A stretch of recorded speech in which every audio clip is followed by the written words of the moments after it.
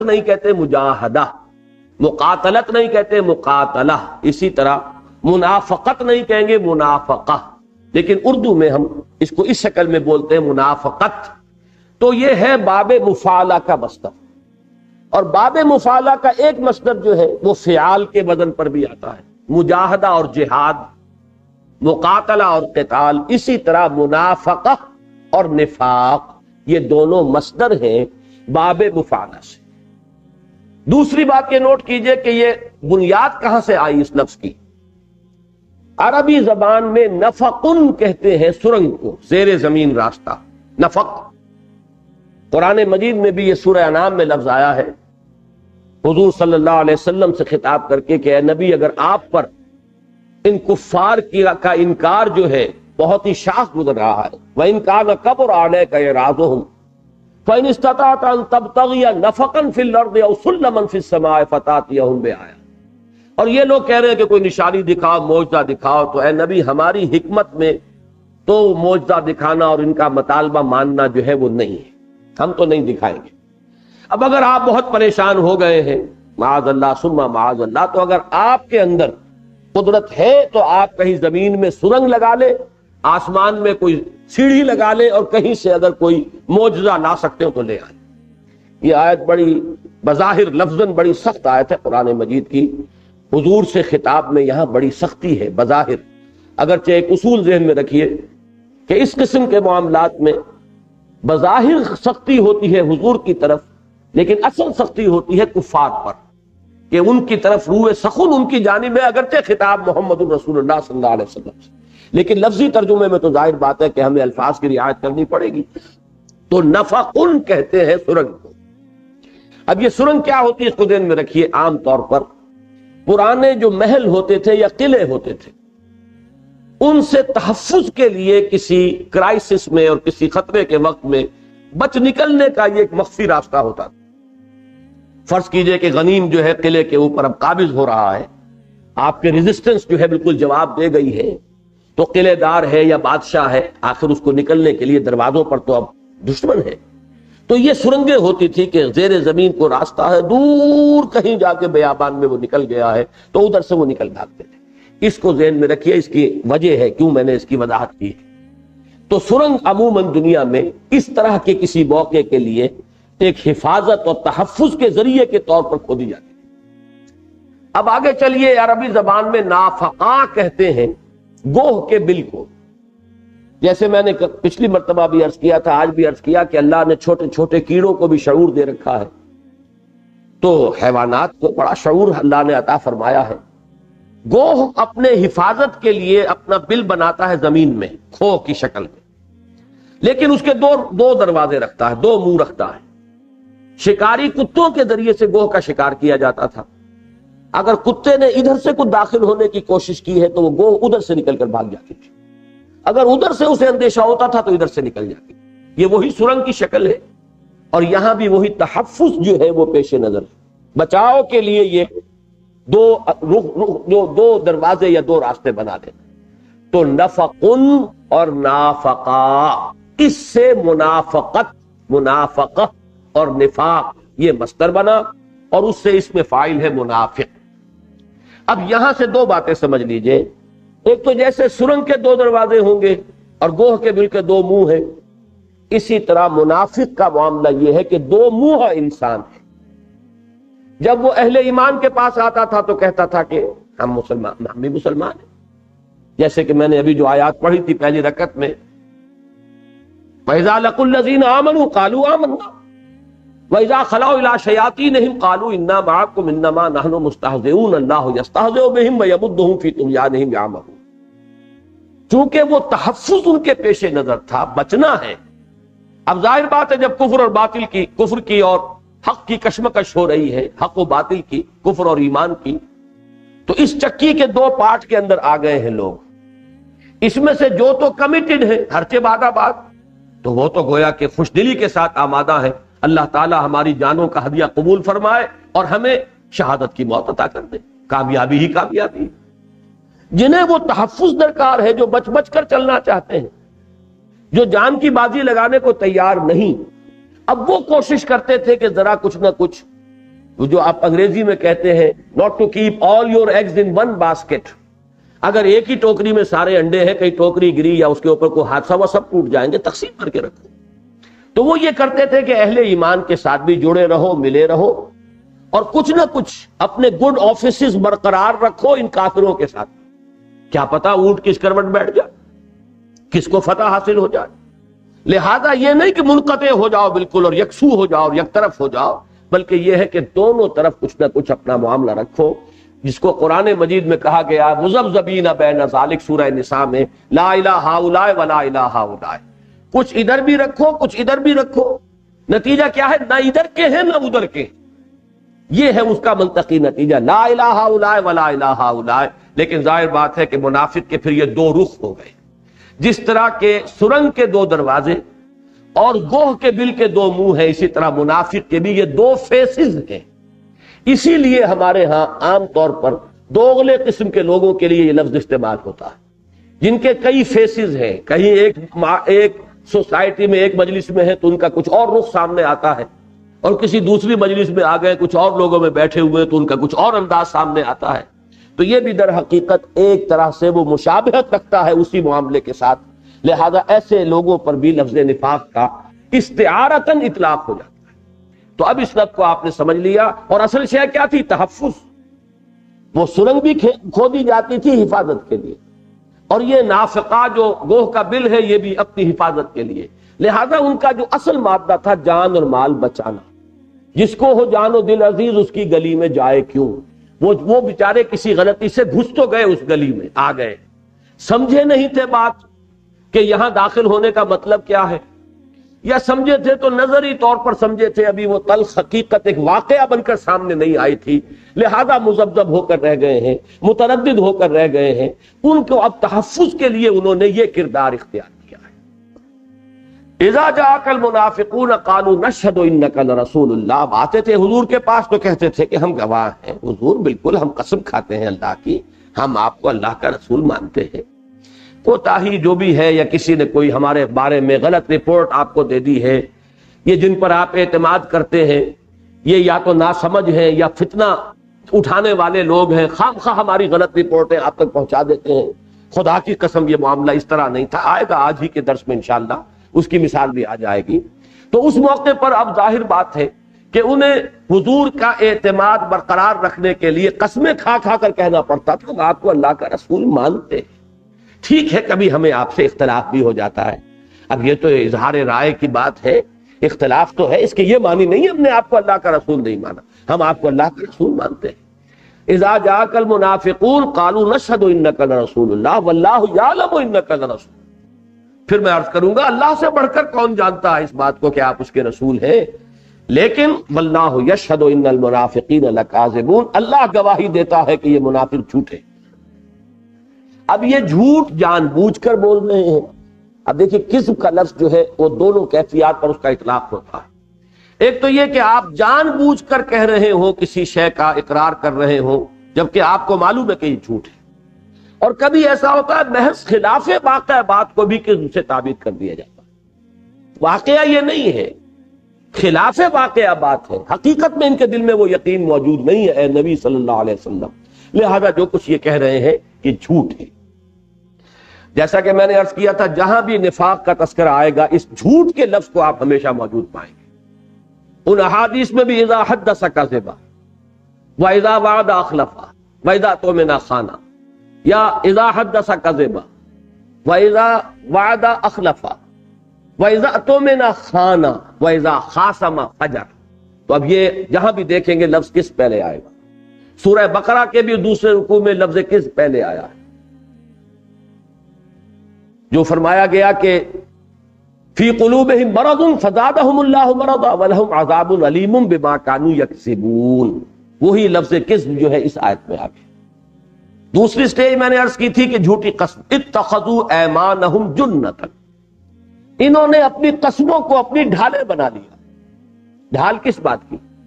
آپ غور کیجئے کہ کافر تو وہ تھے نہیں، اسلام کی تو ان کو پروٹیکشن حاصل ہے، قانوناً تو مسلمان ہیں. اب کس چیز کے لیے ڈھال بنایا؟ اس کے لیے لفظ نوٹ کر لیجئے، جماعتی احتساب. جب ایک تحریک ہے، ایک جماعتی نظم ہے، آپ کو اس کی پابندی کرنی ہے۔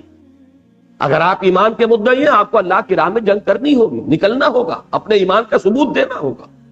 آپ اللہ پر ایمان رکھتے ہیں تو اتنا کڑا وقت آ گیا ہے ایمان پر اور اللہ کے دین پر، اب آپ کو اپنے تجوریوں کے منہ کھولنے ہوں گے۔ یہاں وہ آ کر ڈھال بناتے تھے اپنے عذرات لنگ کو جھوٹی قسموں کے حوالے سے مزین کر کے، اتخذوا ایمانہم جنتا فصدوا عن سبیل اللہ۔ صدا یا سدو کے لفظ کو سمجھیے، یہ لفظ ایسا ہے کہ جس میں فعل لازم اور فعل متعدی دونوں کے معنی ہیں۔ لازم کیا ہوگا ترجمہ؟ رکنا، صدا یا سدو رک جانا، اور متعدی کیا ہوگا؟ روک دینا۔ صدا یا سدو خود رک جانا، اور صدا یا سدو ہی کے معنی دوسروں کو روکنا بھی۔ بلکہ آج جب میں غور کر رہا تھا میرا ذہن منتقل ہوا سورہ انعام کی ایک آیت کی طرف، وَهُمْ يَنْهَوْنَ عَنْهُ وَيَنْأَوْنَ عَنْهُ۔ اب یہ دیکھیے عربی زبان میں یہ اس کو فقہ اللغہ کہتے ہیں، کس قدر قریب ہے نہا اور نعا۔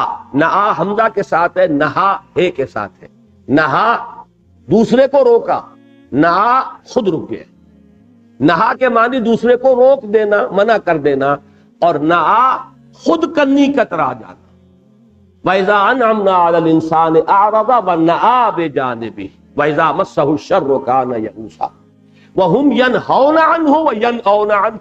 یہ تھی ان کافروں کے لیے کہ یہ اسلام سے، ایمان سے لوگوں کو روکتے بھی ہیں، منع بھی کرتے ہیں، خود بھی رکے جا رہے ہیں اور پہلوتی ہی کر رہے ہیں اور کنی کترا رہے ہیں۔ تو وہاں تو ہا اور حمزہ کا فرق ہوا، یہاں جو ہے کوئی فرق نہیں ہے۔ صدا یا سدو میں دونوں معنی ہے، دوسروں کو روکنا بھی، خود رک جانا بھی۔ اور یہاں بھی ایک مغالطہ ہوا ہے کہ اکثر و بیشتر حضرات نے یہاں متعدی ترجمہ کر دیا، جس سے اصل حقیقت جو اس آیہ مبارکہ کی وہ ذرا پیچھے چلی گئی ہے پس منظر میں۔ یہاں اصل ترجمہ ہوگا رک رہے ہیں، فی ان سبیل اللہ، اللہ کے راستے سے رک رہے۔ اب یہاں نوٹ کیجئے سورہ سورہ صف کے ساتھ جوڑیے، فی سبیل اللہ کا وہاں معاملہ آیا ہے 2 مرتبہ۔ یا ایھا الذین آمنوا هل ادلکم علی تجارۃ تنجیکم من عذاب علیم تؤمنون باللہ ورسولہ وتجاہدون فی سبیل اللہ باموالکم وانفسکم۔ اہل ایمان اگر دردناک عذاب سے، جہنم سے چھٹکارا پانا چاہتے ہو تو لازماً یہ تجارت کرنی پڑے گی، انویسٹمنٹ کرنی ہوگی کہ ایمان پختہ رکھو اللہ پر اور اس کے رسول پر، اور جہاد کرو اللہ کی راہ میں اپنے جانوں اور اپنے مالوں کے ساتھ۔ یہ راہ کیا ہے؟ یہ اس آیت نے معین کیا، هو الذی ارسل رسولہ بالہدی ودین الحق لیظہرہ علی الدین کلہ۔ اظہار دین حق، غلبہ دین حق کی جد و جہد۔ پھر یہی لفظ فی سبیلہ ہی کا لفظ سورہ صف کی آیت نمبر 4 میں بھی تھا، ان اللہ یحب الذین یقاتلون فی سبیلہ صفا کانہم بنیان مرصوص۔ اللہ کو تو محبت اپنے ان بندوں سے ہے جو جنگ کرتے ہیں اس کی راہ میں صفیں باندھ کر، گویا کہ سیسا پلائی ہوئی دیوار۔ تو یہاں سبیل اللہ، اللہ کے راستے سے رکتے ہیں، بڑھنا نہیں چاہتے، پیش قدمی نہیں کرنا چاہتے، قربانی نہیں دینا چاہتے، مال نہیں کھپانا چاہتے، جان بچانا چاہتے ہیں، مال بچانا چاہتے ہیں۔ یاد کر لیجئے 2 آیتیں جو میں نے پچھلی مرتبہ کوٹ کی تھیں، سورہ حج کی آیت وَمِنَ النَّاسِ مَن يَعْبُدُ اللَّهَ عَلَى حَرْفٍ فَإِنْ أَصَابَهُ خَيْرٌ اطْمَأَنَّ بِهِ وَإِنْ أَصَابَتْهُ فِتْنَةٌ انقلب عَلَى وَجْهِهِ خَسِرَ الدُّنْيَا وَالْآخِرَةَ۔ لوگوں میں سے کچھ ایسے بھی ہیں جو اللہ کی بندگی تو کرنا چاہتے ہیں لیکن کنارے کنارے، بچ بچ کر، رک رک کر، وہ منجدھار میں کودنے کو تیار نہیں۔ اگر آرام ہو، عافیت ہو، خیر ہو تو بڑے مطمئن ہیں، اور اگر فتنہ آ گیا، آزمائش آ گئی، ابتلا آ گیا، امتحان آ گیا، اوندھے منہ گر پڑتے ہیں۔ یہی خسران ہے پوری دنیا کا بھی اور آخرت کا بھی، اور یہی اصل خسران ہے۔ تو ایک جیسا کہ میں نے عرض کیا تھا، ایک وہ ہے ہر چے باد آباد ماں کشتی دراب انداختین۔ اب ہم نے تو دامن تھام لیا محمد کا صلی اللہ علیہ وسلم، اب جو ہو سو ہو، جان جاتی ہے جائے رہتی ہے رہے، مال جاتا ہے جائے رہتا ہے رہے، اولاد بچتی ہے بچے اور برباد اور تباہ ہوتی ہے تو ہو، ہم نے تو دامن تھام لیا۔ ہر چے باد آباد ماں کشتی دراب انداخت۔ ایک وہ ہے جو رکتے ہیں، آگے بڑھنے کو تیار نہیں، قدم آگے بڑھانے کے لیے تیار نہیں، اندر سے بریک لگ رہا ہے جس کو ہو جان و دل عزیز، جان بھی پیاری ہے، مال بھی پیارا ہے، اولاد سے بھی محبت ہے، گھر بار بھی بڑا عزیز ہے، وہ 8 محبتیں جو گنوائی گئی ہیں سورہ توبہ میں، قُلْ إِنْ كَانَ آبَاؤُكُمْ وَأَبْنَاؤُكُمْ وَإِخْوَانُكُمْ وَأَزْوَاجُكُمْ وَعَشِيرَتُكُمْ وَأَمْوَالٌ اقْتَرَفْتُمُوهَا وَتِجَارَةٌ تَخْشَوْنَ كَسَادَهَا وَمَسَاكِنُ تَرْضَوْنَهَا أَحَبَّ إِلَيْكُم مِّنَ اللَّهِ وَرَسُولِهِ وَجِهَادٍ فِي سَبِيلِهِ فَتَرَبَّصُوا حَتَّىٰ يَأْتِيَ اللَّهُ بِأَمْرِهِ وَاللَّهُ لَا يَهْدِي الْقَوْمَ الْفَاسِقِينَ۔ کہ اے نبی ان سے کہہ دیجئے اگر تمہیں اپنے باپ، اپنے بیٹے، اپنے بھائی، اپنی بیویاں، اپنے رشتہ دار اور وہ مال جو تم نے جمع کیے ہیں اور وہ کاروبار جن کے مندے کا تمہیں اندیشہ رہتا ہے اور وہ بلڈنگیں جو تمہیں بڑی پسند ہیں، محبوب ہیں، وہ حویلیاں جو تم نے بنائی ہیں، اگر یہ 8 چیزیں محبوب تر ہیں اللہ سے اور اس کے رسول سے اور اللہ کی راہ میں جہاد کرنے سے، وَجِہَادٍ فِي سَبِيلِهِ فَتَرَبَّصُوا، تو جاؤ انتظار کرو، حتیٰ یاتی اللہ بامرہ، یہاں تک کہ اللہ اپنا فیصلہ سنا دے، واللہ لا یہدی القوم الفاسقین، اللہ ایسے فاسقوں کو ہدایت نہیں دیتا۔ یہاں تو وہ دیوانے مطلوب ہے کہ جو آئیں تو مجدھار میں کودیں اور ہر چہ بعد آباد کا فیصلہ کر کے آئیں۔ تو فرمایا اتخذوا ایمانہم جنتا فصدوا عن سبیل اللہ انہم ساء ما کانوا یعملون۔ واقعہ یہ ہے کہ بہت برا ہے وہ کام جو یہ کر رہے ہیں، یہ بہت گھاٹے کا سودا ہے جو کر رہے ہیں۔ سورہ بقرہ میں فرمایا یہ وہ لوگ ہیں کہ اولئک الذین اشتروا الضلالۃ بالہدی، یہاں بھی نوٹ کیجئے یہ وہ لوگ ہیں جو ہدایت دے کر ضلالت خرید رہے ہیں۔ معلوم ہوا ہدایت کی کوئی رمق انہیں ملی تھی، حق منکشف ہوا تھا۔ اگر اندھے بہرے ہوتے بالکل تو کوئی ہدایت ملی ہی نہیں تھی، سودا کس بات کا کرتے؟ سودا آدمی کرتا ہے اس چیز کا جو آپ کے پاس ہو، کوئی پونجی ہو، کوئی کموڈٹی ہے، کوئی مال ہے جو دے کر کچھ لے رہے ہیں۔ اولئک الذین اشتروا الضلالۃ بالہدی، جو ہدایت اللہ نے انہیں دی تھی وہ انہوں نے ہاتھ سے دے کر گمراہی خرید لی ہے اپنے اس جان اور مال کی محبت کی وجہ سے۔ فما ربحت تجارتہم وما کانوا مہتدین، تو ان کی تجارت نے انہیں کوئی نفع نہ پہنچایا اور وہ ہدایت پانے والے نہ ہوئے۔ وہی بات یہاں فرمائی کہ اتخذوا ایمانہم جنتا فصدوا عن سبیل اللہ انہم ساء ما کانوا یعملون۔ اب اس سلسلے کی اہم ترین آیت ہے نمبر 3۔ یہاں سے وہ شعوری اور غیر شعوری کا فرق بالکل علیحدہ علیحدہ ہو کر آ جائے۔ ذالک بانہم آمنوا ثم کفروا، یہ اس لیے کہ وہ ایمان تو لائے تھے مگر پھر انہوں نے کفر کیا۔ اب بڑا فرق ہو گیا۔ وہ آیت جو ہے سورہ مائدہ کی جو میں نے آپ کو پہلے بھی سنائی، آیت نمبر 61 ہے یہ، وَقَدْ دَخَلُوا بِالْكُفْرِ وَهُمْ قَدْ خَرَجُوا بِهِ، ایک وہ لوگ تھے جو کفر کے ساتھ ہی داخل ہوئے تھے اور کفر کے ساتھ ہی نکل گئے۔ یہ ہے وہ شعوری نفاق، ان کا داخلہ بھی کفر کے ساتھ ہوا۔ اس کے ساتھ تقابل کیجئے اس لفظ کا، ذالک بانہم آمنوا ثم کفروا، یہ ایمان تو لائے مگر پھر کفر کیا۔ فطبع علی قلوبہم، پھر ان کے دلوں پر مہر کر دی گئی، فہم لا یفقہون، اب وہ سمجھنے والے نہیں ہیں، ان کی مت اب ماری گئی ہے، اب صحیح فہم اور صحیح تفقہ سے وہ محروم کیے جا چکے۔ یہ آیت جو ہے اس اعتبار سے اہم ترین ہے سورہ مبارکہ کی کہ یہ ایک بڑے لمبے پروسیس کو سم اپ کر کے لا رہی ہے چند الفاظ کو۔ یہ پروسیس جو لمبا ہے میں ابھی اس کی وضاحت آپ کے سامنے کروں گا، اور ہم نے اس سے پہلے وہ سورہ حدید کے اندر پڑھ بھی لیا ہے، لیکن بات اچھی طرح سمجھ لیجئے، وہی جو میں عرض کر رہا تھا، یا پیش قدمی یا پسپائی۔ اب ظاہر بات ہے کہ پیش قدمی کے اندر بھی، جس کو آپ کہتے ہیں کہ ایک قدم آدمی آگے بڑھا، کبھی کچھ تھوڑا سا مزمحل ہو گیا، پھر توبہ کی، پھر اور آگے بڑھا، پھر کہیں اگر کمزوری کا ظہور تو بڑے سے بڑے آدمی سے ہو سکتا ہے، پھر رجوع کرتا ہے، پھر آگے بڑھتا ہے۔ ریزلٹنٹ جو ہے معاملہ، نتیجہ کیا ہے، وہ آگے بڑھتا چلا جا رہا ہے۔ کچھ نہ کچھ تو ہوگا، کبھی نہ کبھی کوئی ذوق کی کمی کا اظہار تو بڑے سے بڑے آدمی سے ہو جاتا ہے، لیکن ایک شکل یہ کہ پسپائی ہوئی، ذرا سا کچھ اٹھے، پھر دوبارہ اور گرے، اور گراوٹ میں اور دور چلے گئے، پھر کچھ تھوڑا سا آگے چلنے کی کوشش کی، پھر گرے، پھر اور نیچے چلے گئے۔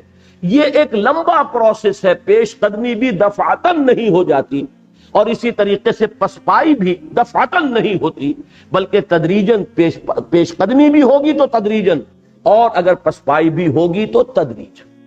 اس کے اندر جو ہے وہ کچھ نہ کچھ جس کو آپ ویو موشن کہتے ہیں، کچھ اوپر نیچے کا معاملہ جو ہے ہوتا ہے، لیکن نتیجتاً ایک شخص پیچھے ہٹتا چلا جا رہا ہے اور ایک شخص اسی کے نتیجے میں آگے بڑھتا چلا جا رہا ہے.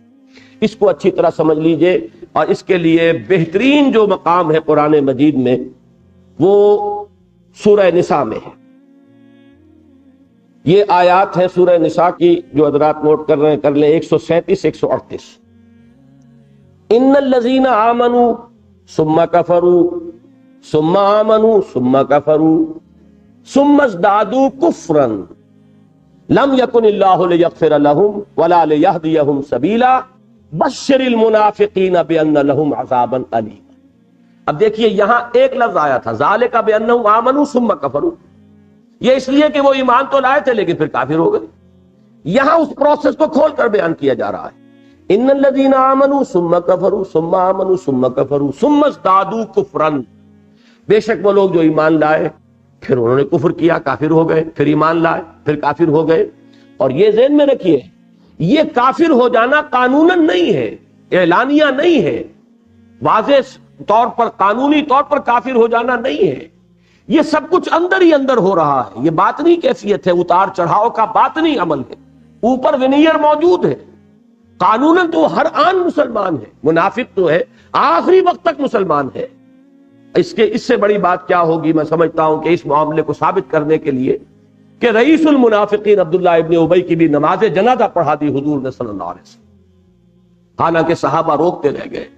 حضرت عمر رضی اللہ تعالیٰ عنہ چونکہ ان کا معاملہ ایسا تھا، قرب بھی اتنا تھا، کچھ ناز کا انداز بھی کبھی کبھی کر لیتے تھے حضور کے ساتھ، اور وہ وہی ہوتا ہے کہ جہاں کوئی وہ تعلق خاطر ہو. تو انہوں نے تو روکا ہے، کیا کر رہے ہیں حضور آپ اس رئیس المنافقین کا نماز جنازہ پڑھائیں؟ آپ کیا کر رہے ہیں حضور؟ اپنا کرتا اس شخص کو دے رہے ہیں.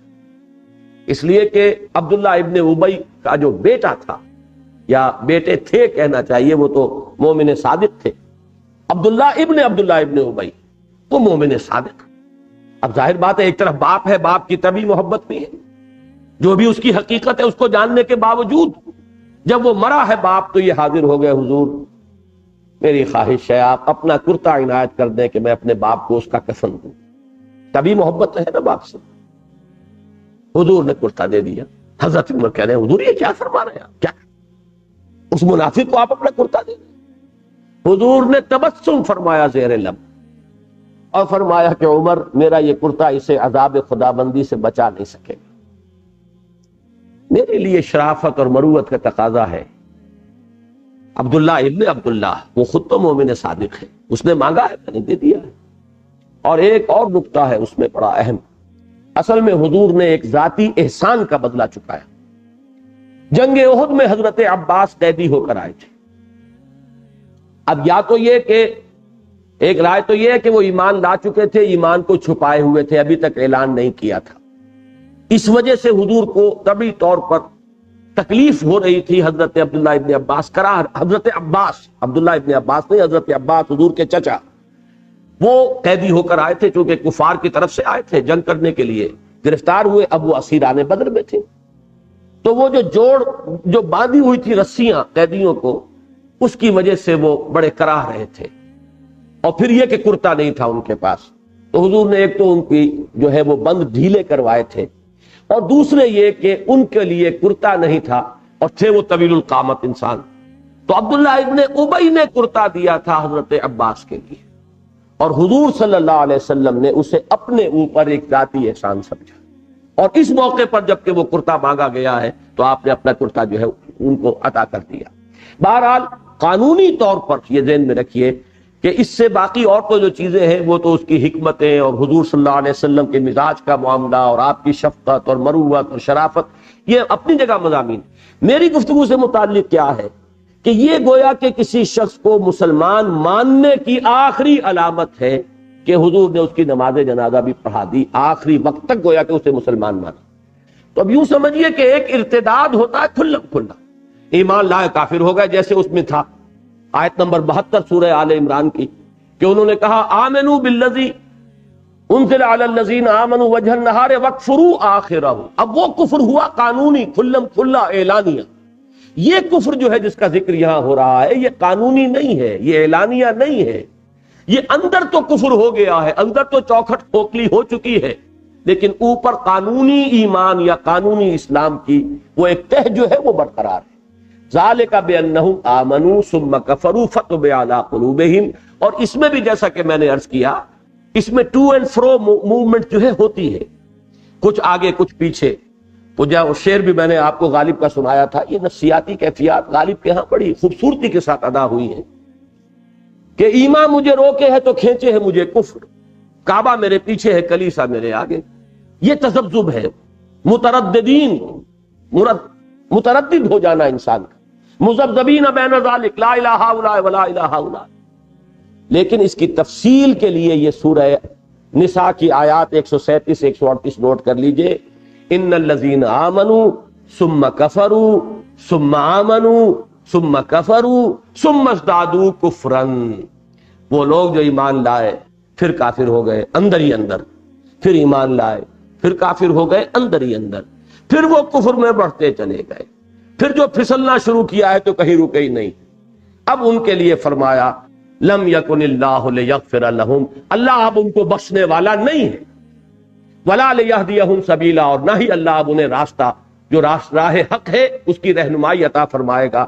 بشر المنافقین، اے نبی ان منافقوں کو بشارت دے دیجئے بان لہم عذابا الیما، کہ ان کے لیے تو اب دردناک عذاب ہی ہے. یہ گویا کہ اس تیسری آیت کے مرکزی مضمون کی کچھ شرح ہوئی. زیادہ شرح سورہ حدید میں آئی ہے کہ جہاں نقشہ کھینچا گیا ہے میدان حشر میں کہ چھلنی لگ جائے گی. مسلمان جو ہے ان میں منافق بھی ہیں مومن بھی ہیں. مومن اور منافق کے درمیان علیحدہ کرنے کے لیے چھاج پھٹکتا ہے کہ اناج ایک طرف ہو جائے اور بھوسا جو ہے ایک طرف ہو جائے. وہ جو پھٹکنے والی کوئی مشین لگے گی اسے ہم پل صراط کہتے ہیں. اہل ایمان کو نور عطا ہوگا. یوم تری المؤمنین والمؤمنات یسعی نورہم بین ایدیہم و بایمانہم، ان کے سامنے بھی روشنی، ان کے داہنے ہاتھ میں بھی روشنی، داہنی طرف بھی روشنی. وہ تو اس راستے کو عبور کر جائیں گے. لیکن منافقین نہ ایمان کی روشنی، نہ اعمال صالحہ، نہ انفاق، نہ جہاد، وہ روشنی کہاں سے آئے؟ تو اس روز کہیں گے منافق مرد اور منافق عورتیں، یوم یقول المنافقون والمنافقات للذین آمنوا انظرونا نقتبس من نورکم. وہ کہیں گے ذرا ٹھہرو، رکو، انتظار کرو، کہاں دوڑتے چلے جا رہے ہو، تمہاری روشنی سے ہم بھی استفادہ کر لیں. قیل ارجعوا وراءکم فالتمسوا نورا، کہا جائے گا لوٹ جاؤ پیچھے کی طرف اور تلاش کرو نور اگر ممکن ہے. فضرب بینہم بسور لہ باب، اسی اثنا میں ان کے مابین ایک فصیل حائل کر دی جائے گی. باطنہ فیہ الرحمہ، اس کے اندر کی طرف جہاں اہل ایمان نکل گئے وہاں رحمت ہی رحمت ہوگی. وظاہرہ من قبلہ العذاب، اور اس کے باہر کی طرف سامنے عذاب خداوندی کا نزول ہو جائے گا. جب یہ منافق عذاب خداوندی کی پکڑ میں آئیں گے چیخیں گے ینادونہم الم نکم معکم، پکار کر کہیں گے ان سے کہ تم کہاں آگے نکل گئے اور ہمارے اور تمہارے درمیان یہ زمین و آسمان کا فرق کیوں ہو گیا؟ دنیا میں ہم بھی مسلمان تھے، تم بھی مسلمان تھے، کیا ہم تمہارے ساتھ نہ تھے؟ اب وہ اہل ایمان جواب دیں گے. یہ آیت ہے جو میں نے یاد ہوگا سورہ حدید کے درس میں کہا تھا عظیم ترین آیات میں سے قرآن مجید کی. قالوا بلا، وہ کہیں گے کیوں نہیں، ہمارے ساتھ تھے. وَلَكِنَّكُمْ فَتَنْتُمْ أَنفُسَكُمْ، مگر تم نے اپنے آپ کو اپنے ہاتھوں فتنے میں مبتلا کیا. وہ فتنہ کیا ہے؟ وہ ترازو تم نے دنیا کی طرف جھکا دی، 8 محبتوں کو غالب آنے دیا اپنے دل پر. 3 محبتوں پر وہ جو محبتیں ہیں 8 غالب آ گئی.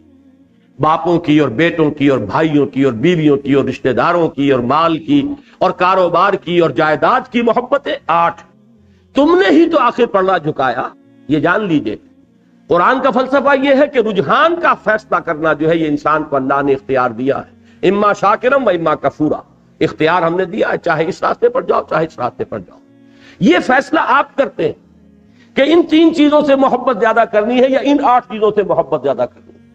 اگر آپ نے ان 3 چیزوں کے مقابلے میں ان 8 چیزوں کی محبت کو اپنے دل پر زیادہ غالب ہونے دیا تو گویا کہ آپ نے اپنے آپ کو خود اپنے ہاتھوں فتنے میں ڈال دیا.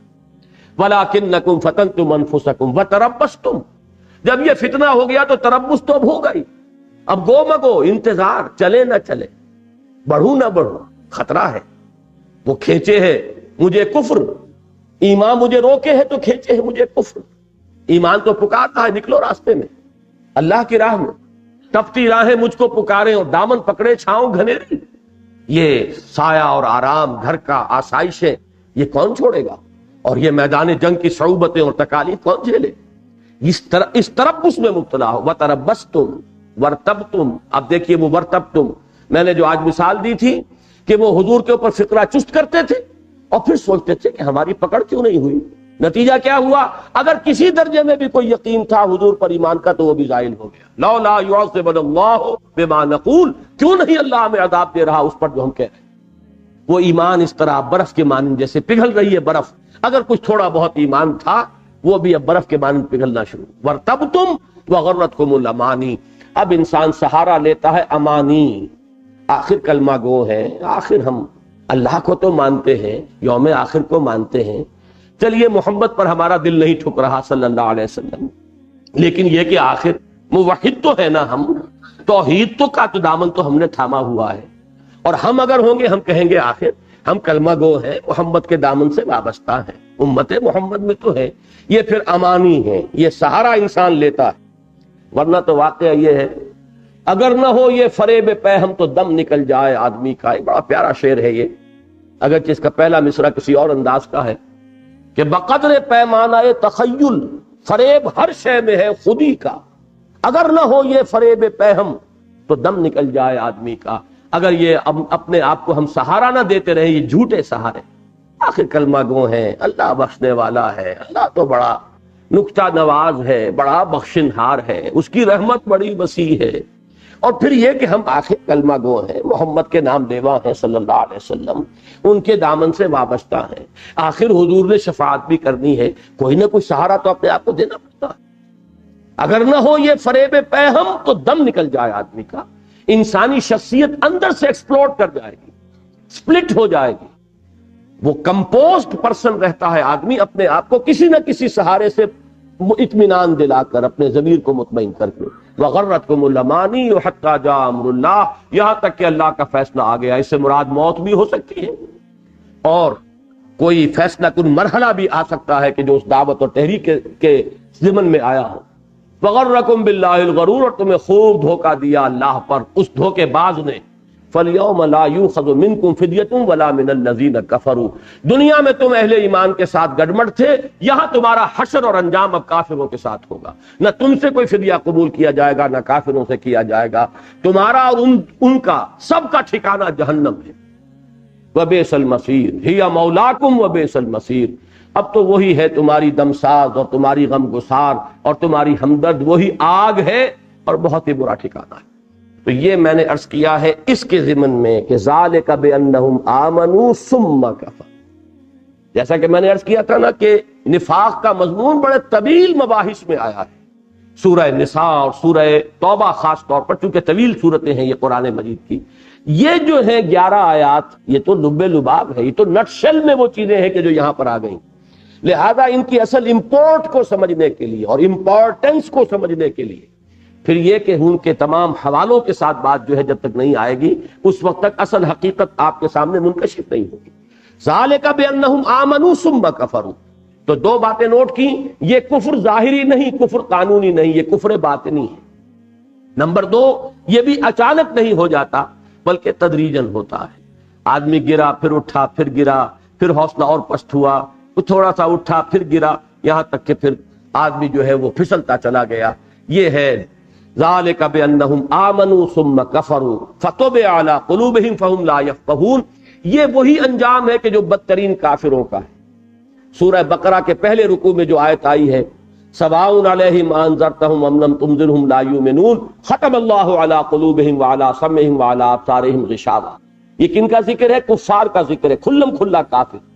تو نتیجے کے اعتبار سے قانونی کافر اور حقیقی کافر اللہ کے ہاں برابر ہو جائے، لہذا دنیا میں بھی ختم اللہ علی قلوبہم اور طبع علی قلوبہم فطبع علی قلوبہم، بات ایک ہی ہے، ان کے دلوں پر بھی مہر کر دی گئی، فہم لا یفقہون، اب وہ سمجھ نہیں رکھتے، ان میں فہم اور تفقہ باقی نہیں تھا۔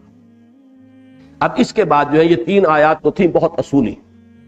اس کے بعد کی جو آیات ہیں یہ کچھ واقعاتی ہیں اور ان کے ضمن میں بھی مرض نفاق کا جو آخری مرحلہ ہے وہ آپ کے سامنے آئے. فرمایا وَإِذَا رَأَيْتَهُمْ، اور جب تم انہیں دیکھتے ہو تُعْجِبُكَ أَجْسَامُهُمْ، ان کے جسم تن و توش تمہیں بڑے اچھے لگتے. اب اس کو نوٹ کیجئے گا، ظاہر بات ہے جنہیں دنیا عزیز ہے، جو بچ بچ کر چلتے ہیں، ان کے تن و توش نہیں ہوں گے تو اور کیا ہوگا؟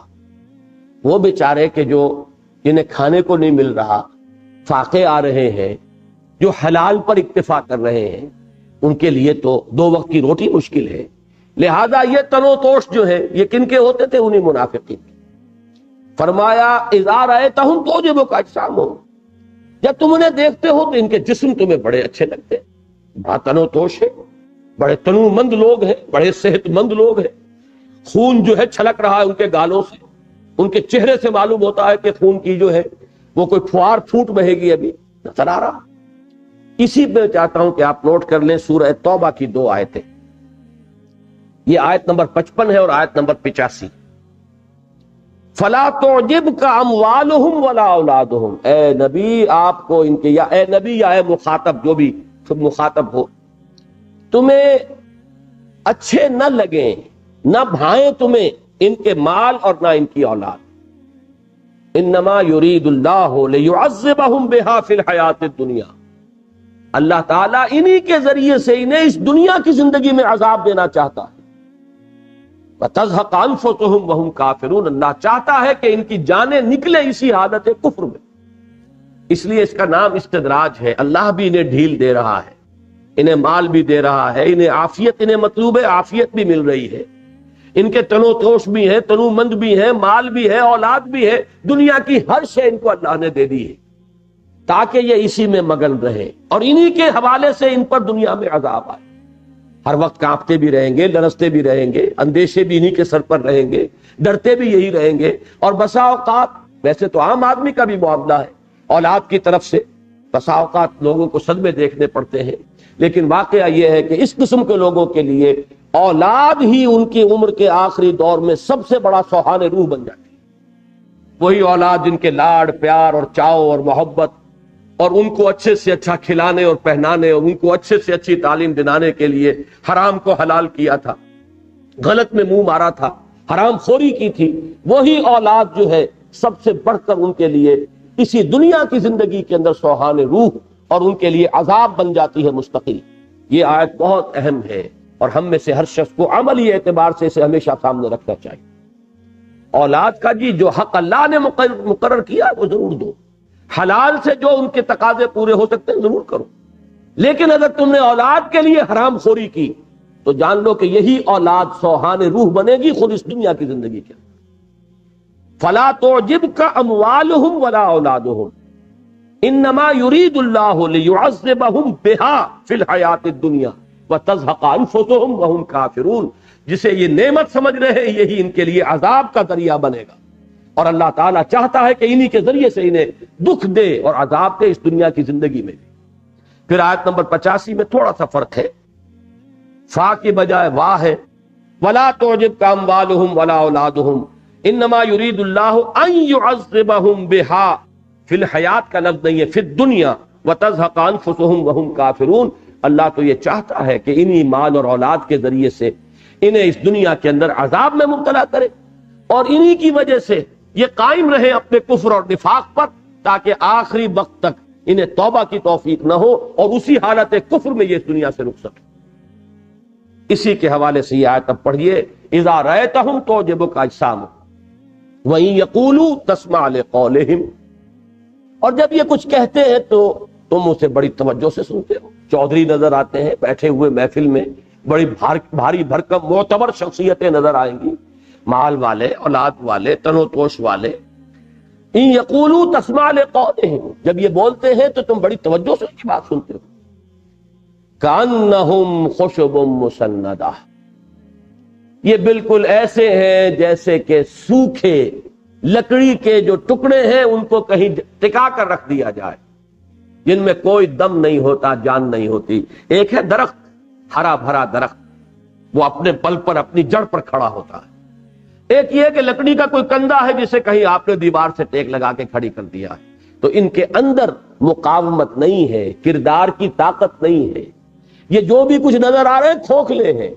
یہ اس چوکھٹ کے مانند ہے جو اوپر سے تو پالش بھی اس کا صحیح ہے، بہت چمک رہی ہے، اور اس کی جو ہے ایک تہ برقرار ہے، اندر سے کھوکھلی ہے، کوئی جان اس میں ہے ہی نہیں. کأنہم خشب، یہ لکڑیاں ہیں مسندہ، اور وہ بھی وہ جن کو کہ سند لگا کر پیچھے مسند کے ساتھ کہیں پر رکھ دیا گیا ہے، اس کے سوا ان کے کوئی حقیقت نہیں. یحسبون کل صیحۃ علیہم، یہ ہر چیز کو سمجھتے ہیں کہ انہی کے اوپر آ رہی ہے. اب اس کو بھی سمجھنا پڑے گا تاریخی پس منظر میں. مدینے کے 10 سال جو ہیں حضور کے، آپ کو معلوم ہے کہ ہر وقت کی ایمرجنسی تھی. کوئی سال ایسا ہی نہیں کہ 2 جنگیں موجود نہ ہوں. پھر ہر وقت اندیشہ رہتا تھا، خبریں اڑتی رہتی تھی، فلاں قبیلہ حملہ کر رہا ہے، فلاں سے کفار کی طرف سے جو ہے کوئی سازش ہو رہی ہے. اب جہاں کوئی خبر ایسی آتی تھی ان کی جان نکل جاتی تھی. اہل ایمان تو تیار ہے. وہ جو انشاء کا شعر ہے کہ کمر باندھے ہوئے یہاں چلنے کو یہاں سب یار بیٹھے ہیں، بہت آگے گئے باقی جو ہے تیار بیٹھے. یہ انداز ہے اہل ایمان کا، وہ تو تیار ہے. من المؤمنین رجال صدقوا ما عهد اللہ علیہ فمنهم من قضى نحبه ومنهم من ينتظر. اہل ایمان میں تو وہ جمع ہمت لوگ ہیں کہ جو وعدہ انہوں نے اللہ سے کیا تھا اسے سچ کر دکھایا. ان میں سے وہ بھی ہے جو اپنی نظر پیش کر چکے، جانے اللہ کی راہ میں دے چکے، باقی منتظر ہے کہ کب ہماری باری آئے اور ہم بھی جام شہادت نوش کریں، سرخرو ہو جائے. دیکھیے یہ شعر جو ہے اس آیت کی بڑی خوبصورت تعبیر کر رہا ہے. کمر باندھے ہوئے چلنے کو یہاں سب یار بیٹھے ہیں، بہت آگے گئے باقی جو ہے تیار بیٹھے ہیں.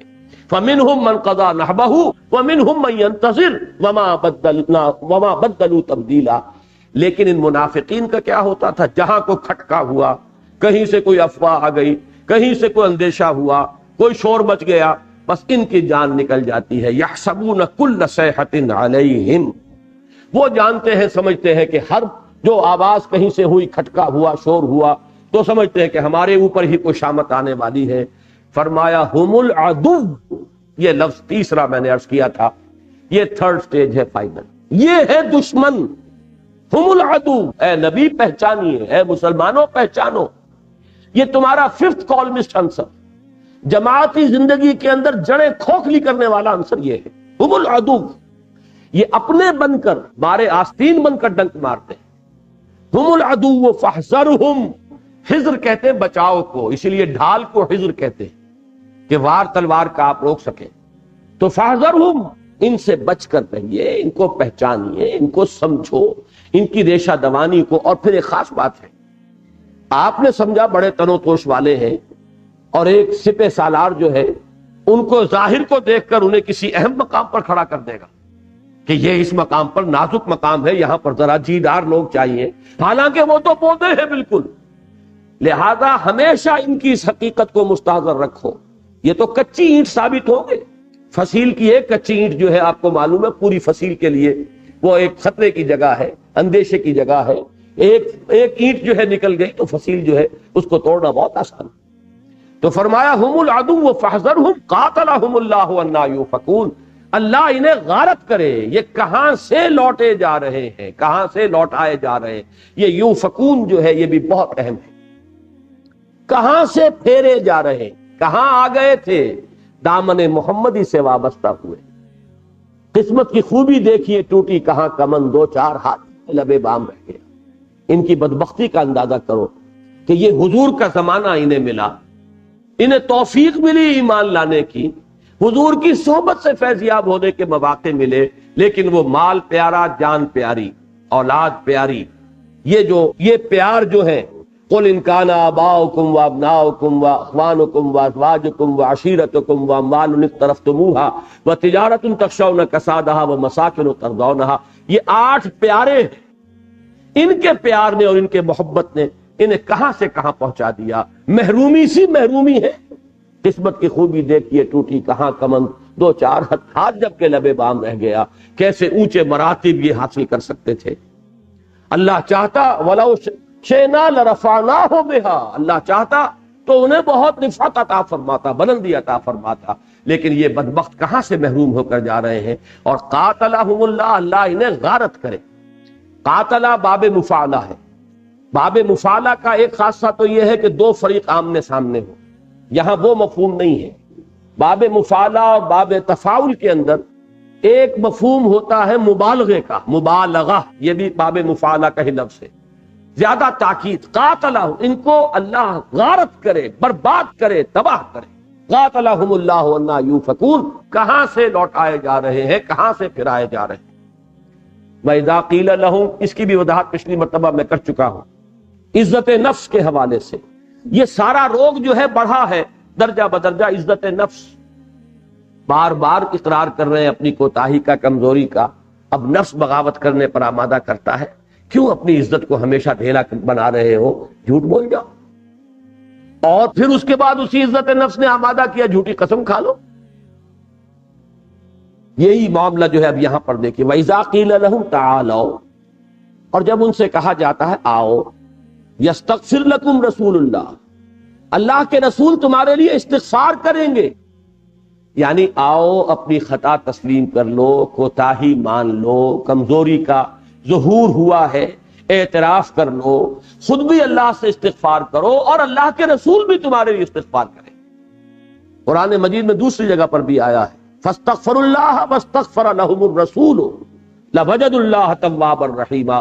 اگر وہ خود بھی استغفار کرتے اور رسول بھی ان کے لیے استغفار کرتے صلی اللہ علیہ وسلم، تو وہ پاتے اللہ کو کہ بہت ہی توبہ کا قبول فرمانے والا اور رحم فرمانے والا.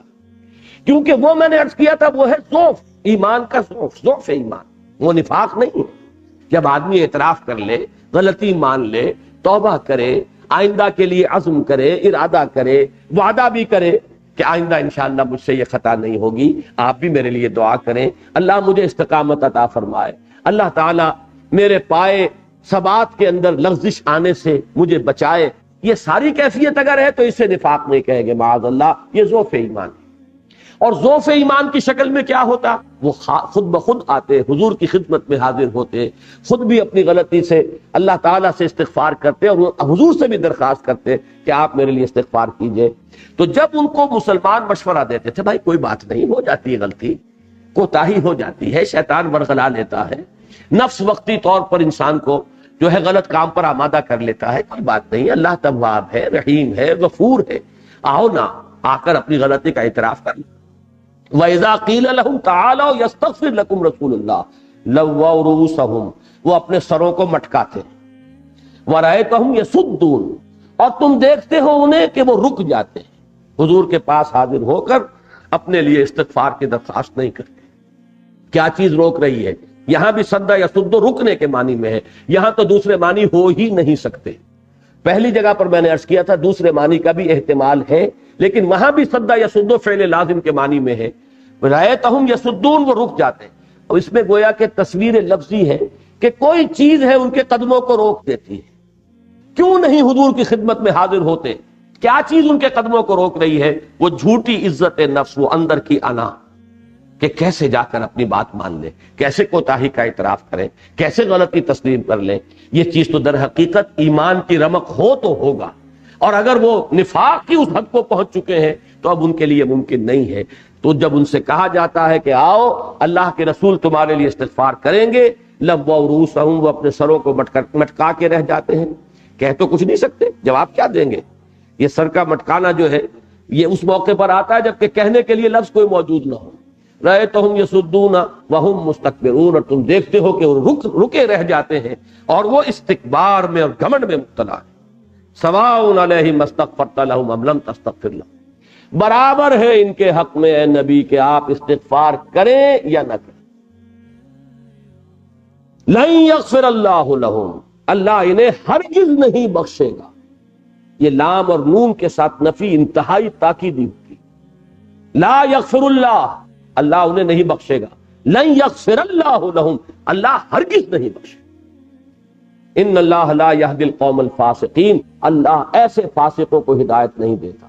یہ آخری ٹکڑا اس آیت کا جو ہے، اس کے لیے میں پھر وہ آیت پوری پڑھ کر آپ کو سناؤں گا، وہ بھی انہی الفاظ پہ ختم ہوئی ہے.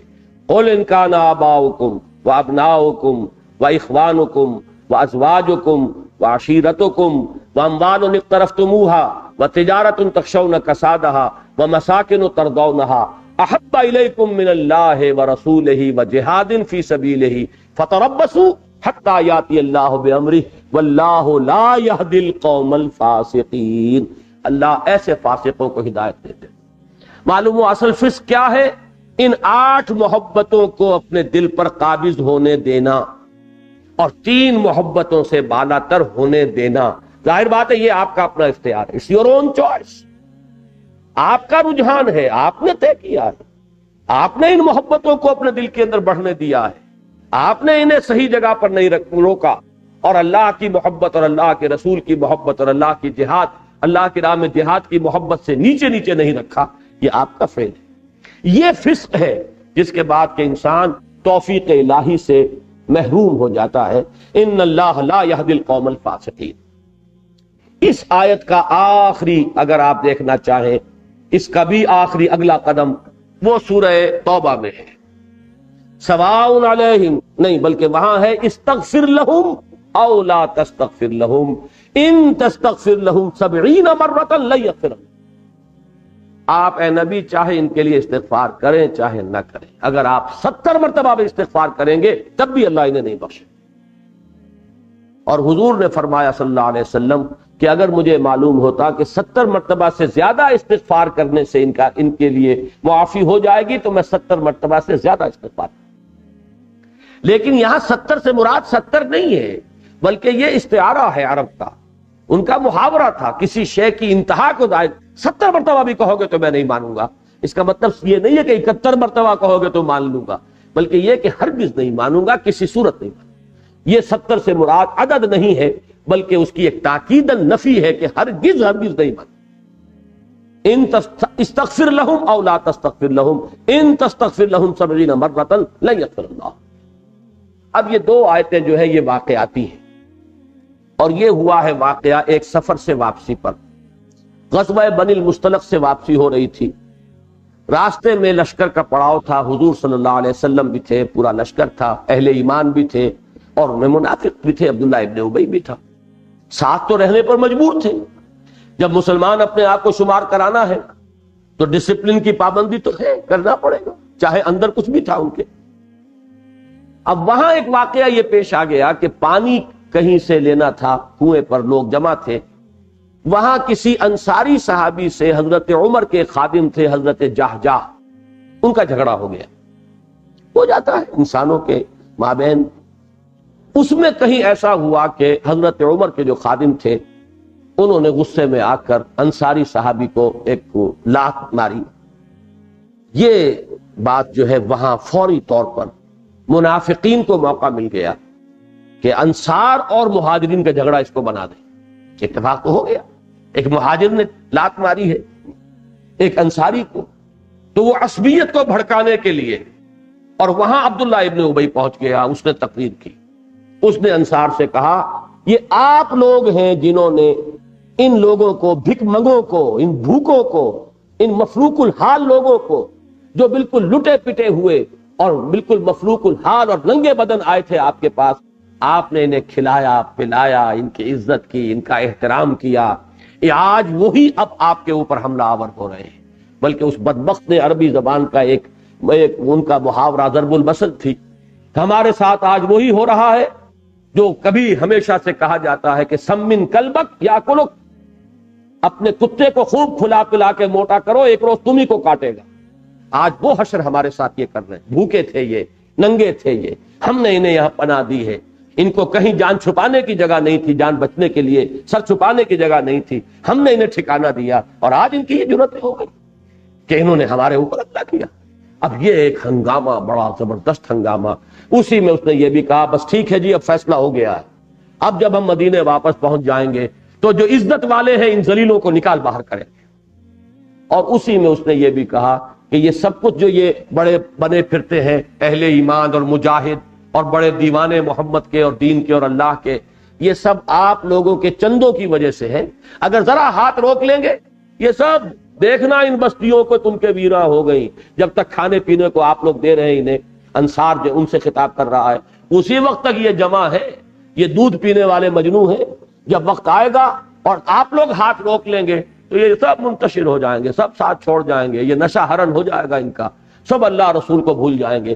اس قسم کی بکواس اس شخص نے کی۔ وہاں ایک مہاجر صحابی موجود تھے، انہوں نے وہ بات سنی، آ کر حضور کو خبر دی۔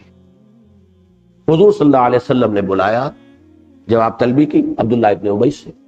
وہ صاف قسمیں کھا گیا کہ جھوٹ بولتا ہے یہ شخص، یہ بڑا فتنہ انگیز انسان ہے، آپ خام خواہ سے لوگوں کی باتوں پر اعتماد کر لیتے ہیں، خدا کی قسم میں نے یہ الفاظ نہیں کہے۔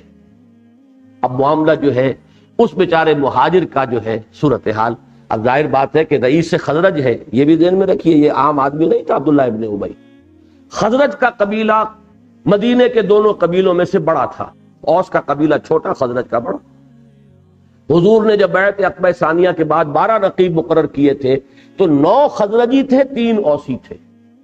اور یہ بھی میں نے بارہا آپ کو بتایا ہے کہ ان کے مابین یہ ایکویشن طے تھی مدینے میں حضور کے آنے سے پہلے کہ اگر اوسی قتل کر دے گا خزرجی کو تو 3 گنا زیادہ دیت دینی پڑے گی، اور خزرجی اگر اوسی کو قتل کر دے گا تو وہ 1/3 اس کے مقابلے میں، یعنی گویا کہ 1 اور 3 کی نسبت تھی، یعنی جان کی خون کی قیمت میں بھی 1 اور 3 کی نسبت۔ اور اتفاق یہ ہے کہ حضور نے جب نقیب مقرر کیے تو 9 تھے خزرجی اور 3 تھے اوسی، اور خزرج کا یہ سب سے بڑا سردار تھا، اور اس کی بادشاہت کا فیصلہ ہو چکا تھا، اس کے لیے تیار کر لیا گیا تھا سونے کا ایک تاج، بس تاج پوشی کی رسم باقی رہ گئی تھی کہ حضور تشریف لے آئے۔ اس کے سارے خواب جو ہے حکومت کے اور بادشاہت کے وہ منتشر ہوئے، اور ہوئے حضور کی وجہ سے۔ اب بے تاج بادشاہ آ گیا صلی اللہ علیہ وسلم، کسی اور کی چودراہٹ اور کسی اور کی تاج پوشی کا سوال نہیں تھا، لہذا اس شخص کو تو پرسنل لیول پر بھی حضور سے بڑی گریونس تھی اور ایک طرح کی بہت سا بغض اور دشمنی تھی، اس کا اس نے یہ موقع نکالا۔ لیکن چونکہ بڑا سردار تھا، اور میں یہاں پہ وہ واقعہ بھی نوٹ کر دوں کہ جب حضرت عائشہ رضی اللہ تعالی عنہا پر جو تہمت لگی ہے وہ بھی اسی سفر کے دوران کا واقعہ ہے، اور مدینے میں جا کر جب اس نے طوفان اٹھایا ہے تو حضور نے ایک مرتبہ دلگیر ہو کر رنجیدگی کی کیفیت میں یہ الفاظ کہے کہ کیا کوئی شخص ایسا نہیں ہے جو اس کی ایذا رسانی سے مجھے بچا سکے، یعنی کوئی شخص اس کی گوشمالی کرے۔ تو حضرت سعد ابن عبادہ، اب یہ 2 نمبر کے سردار تھے خزرج کے، سعد ابن عبادہ، نمبر 3 پر تھے سعد ابن معاذ رضی اللہ تعالیٰ عنہ۔ سعد ابن عبادہ بھی مومن صادق تھے، انہوں نے اس وقت حضور سے یہ عرض کیا تھا، حضور اس شخص کے معاملے میں ذرا نرمی برتیے، حکمت عملی کا ثبوت دیجئے، یہ ہمارے ہاں کا بہت بڑا سردار ہے، اور ہم تو اس کی تاج پوشی کی تیاری کر چکے تھے جب آپ تشریف لائے ہیں، تو ذرا اس کے معاملے میں احتیاط کی ضرورت ہے، یعنی اس کے خلاف کوئی براہ راست اقدام جو ہے، ہو سکتا ہے کہ خزرج کی عصبیت جو ہے بھڑک اٹھے، اور جو لوگ ان میں سے ابھی نئے نئے ایمان لائے ہیں وہ جو ہے کسی فتنے کا شکار بن جائے، لہذا آپ ذرا اس کے معاملے میں نرمی کریں۔ تو اب ظاہر بات ہے کہ جب مجلس میں آ کر وہ قسمیں کھا گیا کہ میں نے تو یہ الفاظ نہیں کہے، تو اب وہ بیچارہ جو مسلمان تھا جس نے آ کر حضور کو یہ رپورٹ، صحیح رپورٹ پہنچائی تھی، اس کی پوزیشن خراب ہوئی، آکورڈ ہو گئی کہ اب وہ کیا کہیں۔ حضور صلی اللہ علیہ وسلم نے بھی سکوت کو مناسب سمجھا، اس پر یہ آیتیں نازل ہوئی جس نے اس مومن کی صداقت کے اوپر مہر تصدیق ثبت کی، اور اس رئیس المنافقین کی جو باتیں تھیں ان کو یہاں پر اللہ تعالیٰ نے بیان کر فرما دیا خود۔ اب پڑھ لیجئے ان الفاظ کو، ہم الذین یقولون، یہی ہے وہ لوگ جو کہتے ہیں، لا تنفقوا علی من عند رسول اللہ، مت خرچ کرو ان لوگوں پر جو اللہ کے رسول کے گرد جمع ہیں، حتی ینفضوا، یہاں تک کہ وہ خود ہی منتشر ہو جائیں گے، چلے جائیں گے۔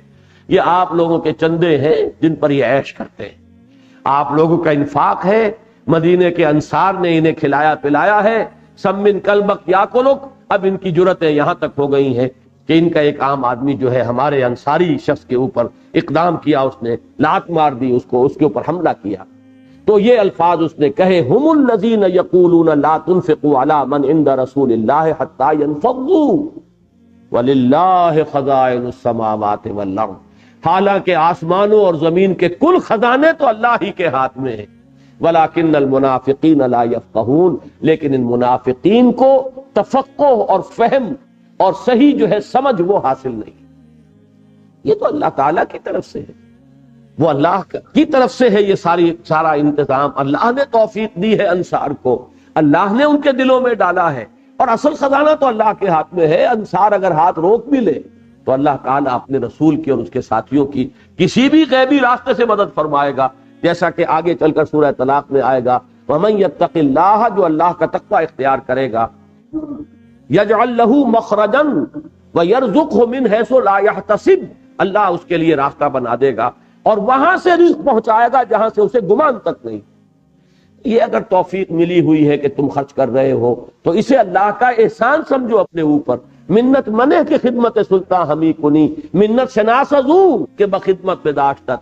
اللہ کا اگر تم کوئی اللہ کے لیے انفاق کر رہے ہو تو اللہ پر احسان نہ دھرو، اور بادشاہ پر احسان نہ دھرو کہ تم اس کی خدمت کر رہے ہو۔ بادشاہ کا احسان مانو کہ وہ تمہیں اپنی خدمت کی توفیق دے رہا ہے، اس نے تمہیں اپنی خدمت کا موقع عطا فرمایا ہے، اپنی نوکری اور چاکری کے لیے تمہیں اس نے رکھ لیا ہے، یہ اس کا احسان ہے، نہ یہ کہ تم احسان اپنا جتاؤ اللہ پر۔ اور یہ تو فرمایا وَلِلَّهِ خَزَائِنُ السَّمَاوَاتِ وَالْأَرْضِ وَلَٰكِنَّ الْمُنَافِقِينَ لَا يَفْقَهُونَ یقولون کہتے ہیں لَئِن رَجَعْنَا إِلَى الْمَدِينَةِ لَيُخْرِجَنَّ الْأَعَزُّ مِنْهَا الْأَذَلَّ، اگر ہم پہنچ گئے، چونکہ سفر میں تھے ابھی پتہ نہیں، there's many a slip between the cup and the lip، درمیان میں کیا ہو جائے، کوئی اور حادثہ ہو جائے، شاید پہنچے ہی نہ، لہذا لَئِن رَجَعْنَا، اگر لوٹ گئے، ہم پہنچ گئے اب مدینے، یقولون لَئِن رَجَعْنَا إِلَى الْمَدِينَةِ، اگر ہم لوٹ گئے اور واپس پہنچ گئے مدینے میں، لَيُخْرِجَنَّ الْأَعَزُّ مِنْهَا الْأَذَلَّ، لازم من نکال باہر کرے گا اس سے عزت والا ذلت والے۔ اور یہاں نوٹ کیجئے آپ، افعل التفضیل کا صیغہ ہے، اعز بہت عزت والا، ہم ہیں عزت والے، ہم سنز آف دی سوائل ہیں، ہم مالکان دیہ ہیں، یہ جو یہاں کی آپ کے معاشرے کے مالکان دیہ، چودھری، راجپوت، یہ کمی کاری لوگ جو ہیں، یہ تو ہمارے طفیل کچھ ٹکڑے ان کو مل رہے ہیں، تو ان کی حیثیت کیا ہے؟ بھک منگے آئے تھے، یہ لٹے پٹے ہوئے آئے تھے، ہم نے ان کو سہارا دیا، تو ہم اعز ہیں، صرف عزیز نہیں، اعز، کبیر نہیں اکبر، حسین نہیں احسن، تو ہم ہیں اعز، اور یہ ہے اذل، یہ ذلیل ہے، اور ذلیل ہی نہیں اذل ہے۔ البتہ ایک لفظ نوٹ کیجئے گا، ذلیل کے معنی ہماری اردو زبان میں کمزوری کے علاوہ کمینگی کے بھی آتے ہیں، عربی میں یہ مفہوم نہیں ہے اس میں، ذلت صرف ضعف کے معنی میں آتا ہے، اس لیے کہ یہ لفظ صحابہ کے لیے اللہ تعالیٰ نے خود استعمال کیا ہے، وَلَقَدْ نَصَرَكُمُ اللَّهُ بِبَدْرٍ وَأَنْتُمْ أَذِلَّةٌ، اے مسلمانوں اللہ نے تمہاری مدد کی تھی بدر میں حالانکہ تم بہت کمزور تھے، ضعیف تھے۔